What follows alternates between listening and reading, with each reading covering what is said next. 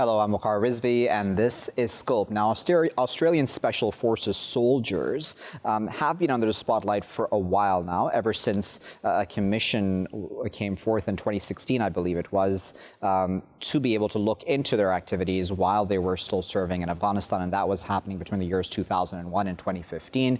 A report has now seemingly come out, which doesn't paint a very pretty picture of the activities of some of these soldiers. Of course, we can't stain them all because of the actions of some. Nevertheless, words such as bloodlust are being used when they tortured and executed prisoners in Afghanistan. There's even been a comparison, I'm not sure if that comparison was directly made within the report itself, but there has been a comparison to the conduct of U.S. soldiers in Abu Ghraib and that entire scandal as well. As I said, this has been building for a while, and we have spoken about this previously as well on my show, but I wanted to discuss it once again ever since this specific report has come out, because this was the one that was commissioned and is, I imagine, the most important in this regard. So the next steps, hopefully, then are towards accountability in this regard, which I would think would be the logical next step as well in this case as far as this investigation goes. Let's discuss all of that a bit further. We're now joined by Dr. Ken Fraser, who is a professor of international relations at the University of Sydney.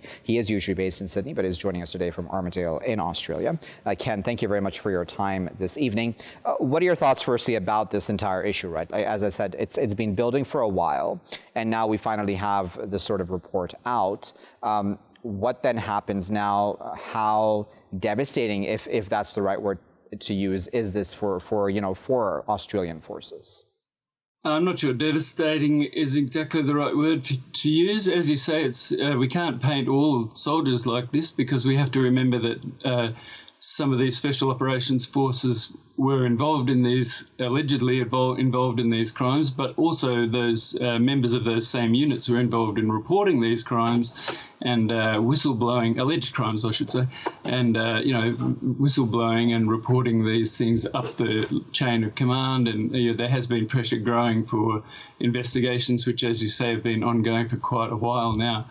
This report has not been released publicly yet. It's just been given to the government, and it's been seen by some journalists. So we know some of the contents, but it's not publicly available yet. And if I may come in, Ken, a lot has happened, right? I mean, during this investigation time as well, we had the entire ABC journalists issue as well, as you well know about, of course, that raid, and then the case on the journalists for even speaking about the investigation, for having that classified info released. Do you think it's been handled well? Even if this is not then, something to stain the Australian forces, that the Australian government hasn't really handled this entire issue very well in these years that there has been this investigation? No, well, those special operations forces have a habit of, and a normal practice of secrecy, which is just their default position in all dealings with everybody, really. And we can understand why that would be, but this needn't be the case with governments. And I think there's a case to be made that this government in particular has really just been so devoted to keeping things secret, and it's just a habit, like a default position of secrecy, where they're not willing to open up very much. And certainly arresting or raiding the homes of journalists and that kind of conduct is, well, in my opinion, it's pretty over the top. Journalists are the people who expose these kinds of things, which we really do need to know about. If Australian soldiers are committing these kinds of quite horrific crimes, alleged crimes in Afghanistan, then the Australian public needs to know about it. It doesn't mean that we need to know in advance about operations that are going to be happening. There's no particular reason to have post hoc secrecy about these operations. Obviously, they need to be secret before they happen, but after they've happened, there's no particular reason for that, except it gives away their operational modus operandi, I suppose. The thing is that these people are hard people. They're trained to kill people. That's what they do for a living, and also separated from the rest of the community. It's a very important thing. Important part of a soldier's training is to be separated from the normal day-to-day communities that they live in. And so that they go into these very harsh environments with a completely different kind of normative or moral environment. And their job is to kill people, and they do so on a regular basis. So it's kind of not surprising. If you're going to have war, you're going to have these kinds of things happening. It's just inevitable. But that said, that doesn't make it excusable or forgivable in any way at all. And it's extremely important. Courage. These people are very brave, but courage, of course, is not. It might be a prerequisite for moral rectitude. But it's not enough. Not all brave people are good people. And they are very effective soldiers. The SAS regiment, the Australian SAS, is a very well-respected combat unit. But all right, so Ken, if come in, just because we're quickly running out of time, so I wanted to ensure that I ask you this question as a final thought. There's a two-part question. One is, what kind of an effect do such revelations have on then the legacy of a country like Australia in a place like Afghanistan, which, yes, certainly was tough territory to be fighting in, but nevertheless, an Afghan life must be just as important as any other life, right, around the world. That's the first point. Secondly, then, on the question of accountability, are you confident that there will be accountability? Undoubtedly, Afghan lives are worth as much as anybody else's life. There's no question about that. And if you're trying to bring peace and stability to a place and get the local people to trust you, then this kind of thing is completely unacceptable. And it's also operationally counterproductive. So it's accountability is extremely important in these cases, so that people around the world, when they hear that Australian Special Forces are going to be in the area, they're not expecting their 14-year-old children to have their throats cut, as is alleged in this report. As far as accountability is concerned, while I think it is extremely important, as I've just said, whether we actually get any or not is another question again, because, for a variety of reasons. As I've said, this particular government is devoted to secrecy, but then all governments like to protect their armed forces. It's just part of the job, really. But and the armed forces themselves, these special operations groups themselves, have a very tight inward-looking culture of their own. So it's very difficult to hold people. There's a lot of covering up. There's a lot of protecting your mates, which is all sort of positive Australian values that we like to say about protecting our mates. But then it becomes this toxic thing. And it is extremely important to bring it to account, because it means the next place those people are deployed to, the people aren't trembling in fear when they're coming, or at least the wrong people aren't trembling in fear. We want some people to tremble in fear, but not the civilians who are coming to restore order. Obviously that's not. I'm not quite so confident about whether anything will actually happen about it, but it certainly ought to happen. And we'll have to leave it there at that, but we do sincerely, of course, appreciate your taking your time out of your busy schedule to speak to us this evening. That was Dr. Ken Fraser, who is sharing his expertise and thoughts with us about this story about, Australian Special Forces. As I said, we've discussed it before on my show also. The next steps are very important. Accountability, transparency, even in this regard. Can Special Forces even be transparent in this regard? And, can they give due respect and importance to also the Afghan lives that have been lost, alleged to have been lost, of course, at the hands of these Special Forces, those of them at least who abused their power while they were serving in Afghanistan? These are all very important questions, very important matters, because this not only affects Australia's image in the world, as with its moral authority that it may so claim above other nations, but also hurts and affects Afghan lives, those who are trying to move on from years of war in their country towards building a peaceful society around them. I'll be back with my next segment after this break. Welcome back, viewers. You're still here in Scope with me, Waqar Rizvi. Now, a worrying report has come out in the UK, and certainly this is not the first such report, I would imagine, but this report's come out from the YMCA, and, 95%, I'm going to repeat that again, 95% of young black people have heard and witnessed racist language while they were at school. with young Black Britons, essentially saying that they grow up to expect racism whenever they do go to school because of the color of their skin. Now, this obviously, according to the YMCA, and just logically proves that institutional racism is still very much a reality in the United Kingdom as we speak. Research has also found, I mean, later on in life, then obviously those who have had these sorts of experiences in school have those experiences later on too, because it's not like the other side is not having the same exact experiences or observing the exact same thing that's happening to children of color as well. And so 49% of adults then said that racism was their biggest barrier to academic attainment and also to finding jobs, and their challenges then in finding jobs. And we know, of course, report upon report about how your name, if it does sound like an immigrant name or a non-white name, if I'm completely honest, you have a harder time finding a steady job. Let's discuss all of that a bit further. And I'm joined by Tetteh, Kofi, who is a broadcaster and journalist. He's also diversity consultant to corporate institutions. He's joining us today from London. Also joining us from the British capital is Yasmin Yusuf, who is, she teaches a primary school in London as well. Yasmin and Tetteh, thank you both for your time today. Yasmin, let me start with you. This seems like a very logical question to ask, but as a primary school teacher, you're teaching students at a very important time in their lives, right? So if there is racism from the get-go, how does that, do you think, affect a child? I think that racism, if it's not tackled if the children have early experiences of racism, particularly in their schooling, I think that it can significantly impact their progress, the way that they go on to attain in school, their relationship with school. The whole establishment's become a very negative place, a kind of violent place, if anything. So it's very important that we have these discussions about racism in school to make sure that school is a safe place for all pupils, regardless of their backgrounds, their religions, or race. I understand that currently in the UK, we're having a lot of discussions about race and how it pertains to education and the system that we're in. It isn't a situation that we take lightly. The school that I currently work in right now, we have a Black history curriculum put in place to ensure that there is diversity within what we teach, and so that teachers are aware about sometimes the unconscious bias they might hold within themselves. I think that is something that in the education sector in the UK we need to work on a lot. Unconscious bias is something which can affect pretty much anyone, and these are beliefs that can be withheld from experiences or just from what we have been exposed to through media.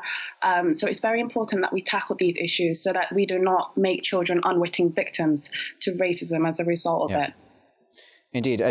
This then obviously has ramifications later on in life, right? And I know you've worked with corporations in the past vis-a-vis diversity as well. What have you seen as far as the effects? And certainly those are effects, as I said, coming in from the education system, then into adulthood and workplaces. In corporations, these problems manifest as a corporate culture. And the corporate culture is then carried on through. And the two greatest impacts are that it stereotypes people who look different into certain roles. Once they're stereotyped in those roles, their management, those who work with them, actually try and make them fit those roles. The second impact is that actually, if you're a person so-called of colour in the United Kingdom, you have to be constantly doing something called the social arithmetic. The social arithmetic is actually managing the fact that you are different to the majority in your organization. I would say, and this is backed up by my personal lived experience, you spend more than 50% of your mental acumen and your other resources and skills doing social arithmetic, i.e. managing the fact that you are, say, Black in a mostly white organization. Of course, what that means is that you only have 50% of your resources or less left to do the actual work in hand. It can have huge impacts on output and productivity. Yeah. Yasmin, we obviously talk about the effect, and logically so, upon children of color, but there's also an effect, especially I'm talking about children here, and I always wonder the effect on those other children. So if we're talking, for example, if I may say white children, their observant as well, right? Children are very observant about how everyone around them is treated, and if I may use this term, hierarchies within society, right? The classes system that we may or may not have within our heads, unconsciously or consciously. How does that affect them as well? Because then that also then creates a separation of races too, doesn't it? I think that children do unconsciously take this in, and I think it also affects the way that they understand race in the future, the way that they maybe perceive Black people in the future. So, for example, if Black children in a class are being disciplined a lot more than other children in a class, that then sets a precedent for other children to sort of assume that it is okay to have a heavy hand when it comes to children of different backgrounds, or children who are of different backgrounds are a lot more troublesome. That's why they receive harsher disciplines. And I also think as well, this goes on in academia as well. So the way that a teacher assumes the behavior of a child can impact their expectations when it comes to work. Their attainment.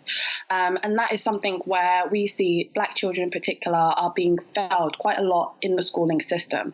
Exclusion rates, in terms of cultural clashes, the way that this can affect children, Black children in particular, is very prevalent, and it's been very detailed in a lot of research.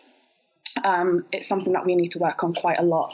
I think because when you look at the critical race perspective, what we see is that racism is very prevalent in the education system. The tiering, the low-level banding, who you see in these classes, who you see getting treated in particular ways, these magnify themselves as we go on throughout the education system and then as we go into work, because what we see is a disparity in terms of positions and hierarchy, as my colleague just mentioned, in terms of who you're more likely to see at the top end of a workplace and who you're not. Yeah. And Tetteh, I wonder then, how does one move beyond this, right? Because there's a system in place, be it conscious or unconscious, and of course, that can and should be debated about whether this is a very purposeful way of having the society designed, education system specifically, as we're discussing today, and how exactly one moves beyond this, because obviously there will be pushback to any desire to ensure that there is equal treatment at all times between children of different classes even, and I'm talking about classes, i.e. Wealth gaps as well, but then also then of children of different races. Can I say that going on from this thing about stereotypes is that the most pervasive problem within British industry, within the British corporate establishment, is that actually the stereotype of the Black executive, the Black person with command and control, with responsibility to lead, that stereotype has not been created. So actually, and I'm a board director, I only ever appear in situations of leadership. So if there is a dissonance between people's expectations of what a Black person is supposed to be and the role that they're performing, you have a problem. But the solution to this is really very simple. The solution to this is free speech and open conversation. And at the moment, the reason the pace of change in diversity in corporate affairs is so glacial, so slow, is because society tends to deal with it by denial. One of the things that was really quite trenchant about this report was how easily the Black kids, the minority ethnic children, accepted that, well, this is what it is. And by contrast to that, how apparently shocked the majority population seems to be. And it segues into a conversation about conscious and unconscious bias and so on. I don't actually believe it's unconscious. I think it's just part of living in denial. That's the first obstacle to be overcome. Yasmin, I'll give you the final word before I let both of you go. That question of denial then, is that something that you have also experienced? And of course, I want to also highlight, certainly as you said, that it's not like there aren't people out there trying, as in your school as well, and you laid that out. But nevertheless, in general, do you think that that's something that does exist, denial, and then it's very hard to move beyond that, right? Because if you're not accepting this is an issue, then it's really hard to take the next step.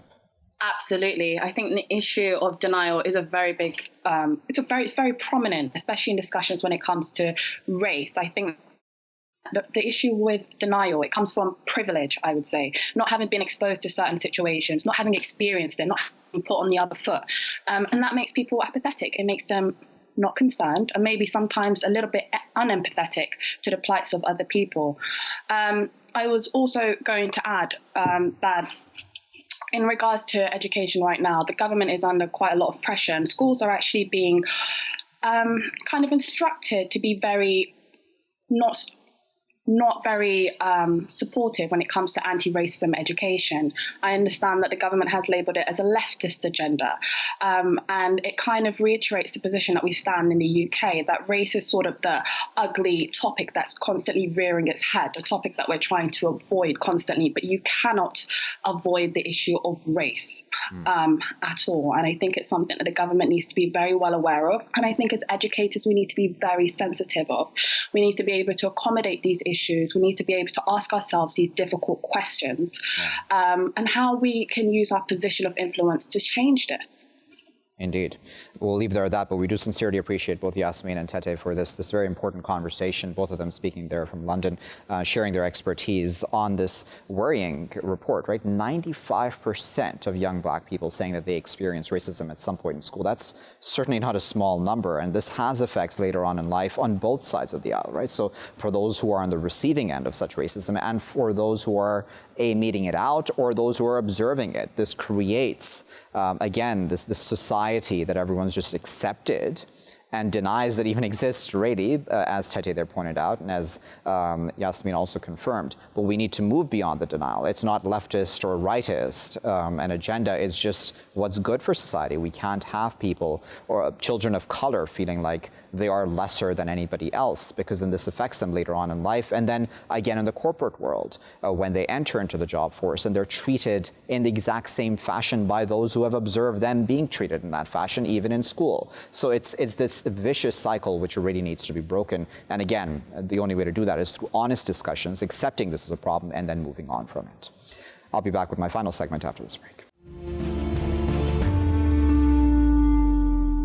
Welcome back, viewers. You're still here in Scope with me, Waqar Rizvi. Now, Frontex, which is the EU agency that's responsible for border and Coast Guard operations, has now been alleged to have conducted pushbacks, illegal pushbacks, that is, in international waters, such as the Aegean Sea, to prevent migrants from entering the EU via Greece. And now, originally, of course, Frontex would have denied this, but a video has come out essentially showing that a Frontex boat carried out such maneuvers that would have created waves to then discourage that boat from then entering into EU waters and thus Greece, and etc., to be able to get into the EU and then ask for asylum, etc.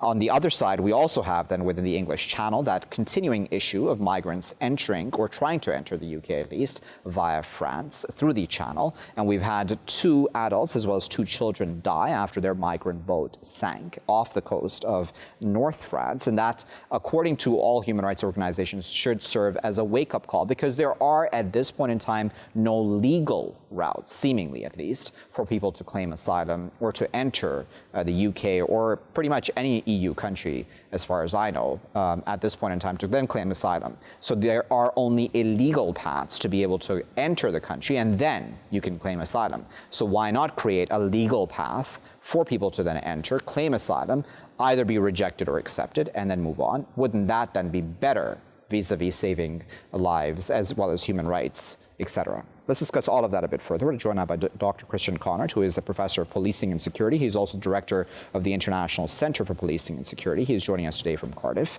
Joining us from Milan is Dr. Valerio Alfonso, who is a senior fellow at the Center for Analysis of the Radical Right and fellow at the Center for European Futures. He's joining us from Milan. Christian and Valerio, thank you both for your time today. Valerio, let me start with you. So let's talk firstly about Frontex and these pushbacks of refugees in the Aegean Sea. The video is not easy to watch, right? It's quite a harrowing video. What do you make of it? Unfortunately, I agree with you. It's not the first time in Europe we have been assisting to these kind of horrible episodes. The difference is that right now we have the public opinion and the media. I would say most of the media covering aspects related to mostly to the pandemic, coronavirus. We have the governments busy with not only emergency medical aspects of the pandemic, but also socioeconomic aspects of the COVID-19 second wave and impact. So there is the risk that the dossier regarding the refugees, unfortunately, receive much less cover from the public opinion, the media, the government, and this is not helping. It's not helping to put pressure on Frontex to make investigation on this kind of episode and deal with this dossier in the right way. Yeah. Obviously, there's also, and there's always been, right, that concern of security and who is exactly entering. We don't know every asylum seeker. Not every single one of them has papers with them. Obviously, when they're traveling on these dinghy boats, many of them. Is that a legitimate concern in this case? I imagine that can still be handled in a logical fashion, even when they've entered territory. So does it make sense for Frontex to be pushing back any boats? Right. Well, thanks for having me in the program. I think there's two parts to that question. In a sense, one, does it make sense with a particular security concern in mind? And then one, does it make sense more generally? I think in terms of the security concern in mind, we have had some examples of potential terrorists that have entered the European Union via the irregular migration route. But overall, it's a very, very limited example. The number so far that we've seen is relatively limited, and then all the security services would agree that so far we haven't seen this used as a very, very significant tool. So from that point of view, on its own, it probably wouldn't be sufficient to explain this. However, if we look at the larger picture, and that is, of course, one where the European Union has had significant issues with different migrant waves, in particular in 2015 and 2016, which then led also to a number of far-right parties being on the rise in Germany and, of course, very strongly also in France.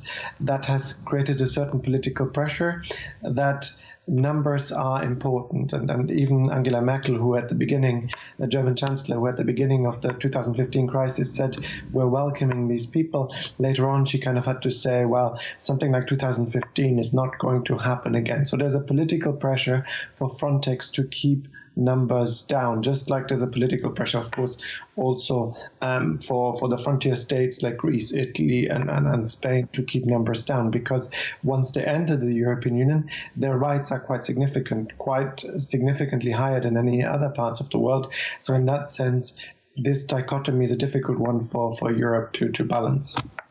And so, Valerio, then we've had which is not completely unexpected, these deaths then in the English Channel, right? 2 children and 2 adults. I believe there were Iranian Kurds who were trying to enter the UK. Their migrant boat sank. I believe the toddler has not yet been found, his body or if he is alive still by some miracle.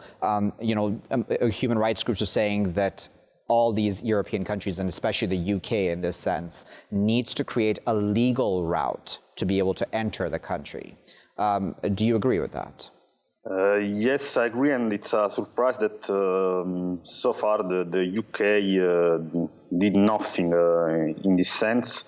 I understand the situation with the Brexit talks going on. I understand also the concerns, the chaos related to the pandemic, but so far the government led by Johnson honestly did nothing, and it doesn't seem it's going to change anytime soon. I would say, unfortunately, but of course there should be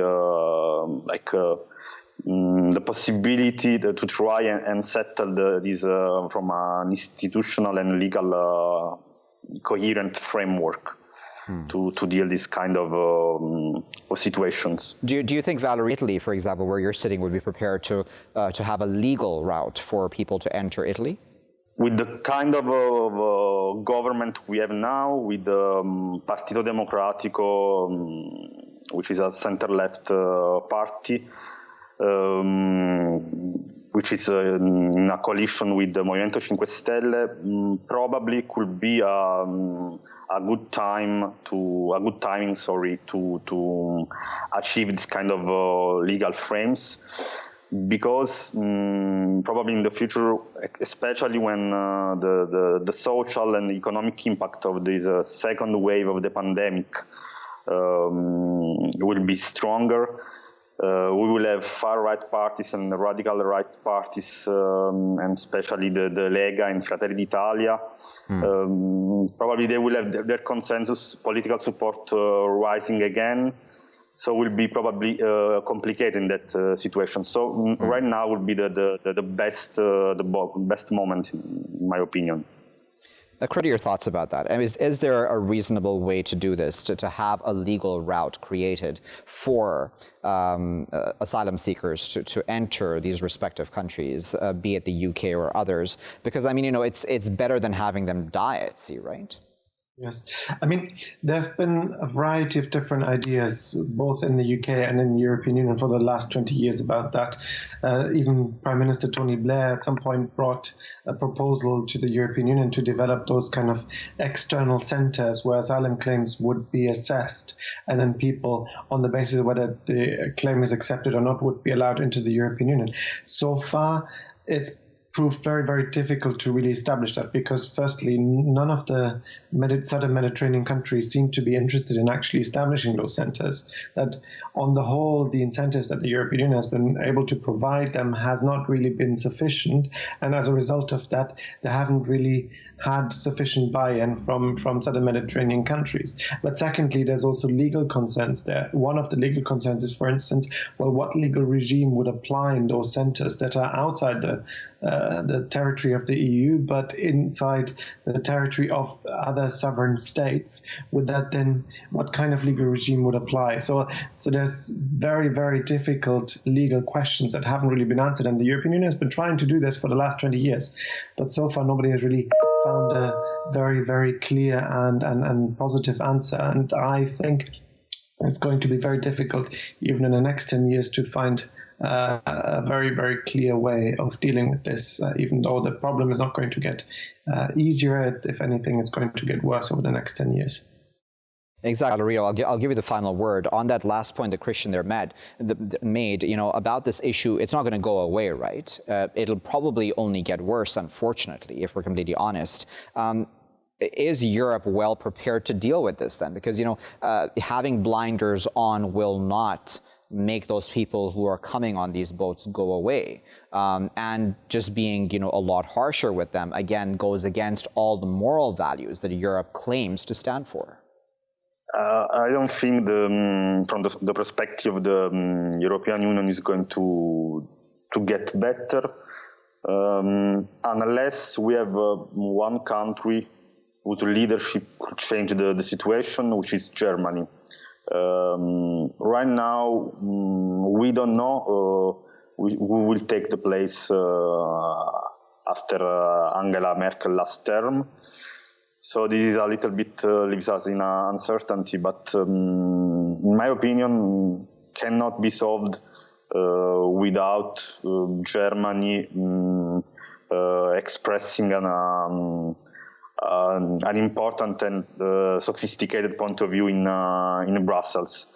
Of course, it depends a lot of the internal situation in Germany. If there is a lot of criticism, if the party who is going to, or the coalition who is going to rule in the future has not a clear support, it's going to be more complicated.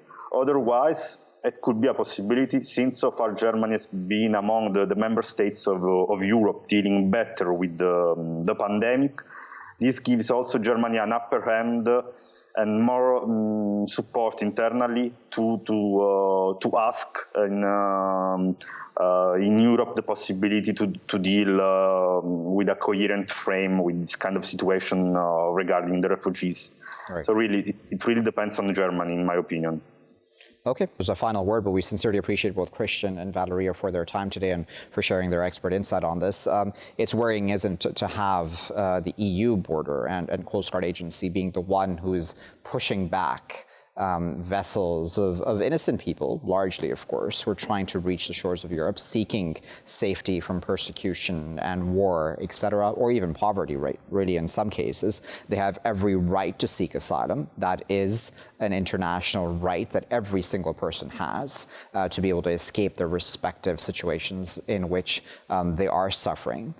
So why aren't there legal routes for these people to be able to do that, where they can at the very least be processed before a judge or whoever decides whether or not their application is legitimate or not? And of course, there are security concerns, certainly, as Christian there pointed out also, but there are logical ways to deal with that situation also. There are ways to have checks and balances in place. So why aren't those being enacted? Is it simply down to just the fact that hate is easier to sell, as we've had those far-right parties be able to do so? Especially at a time when the economic crisis in Europe, as well as the world really, continues to spread because of the COVID-19 pandemic.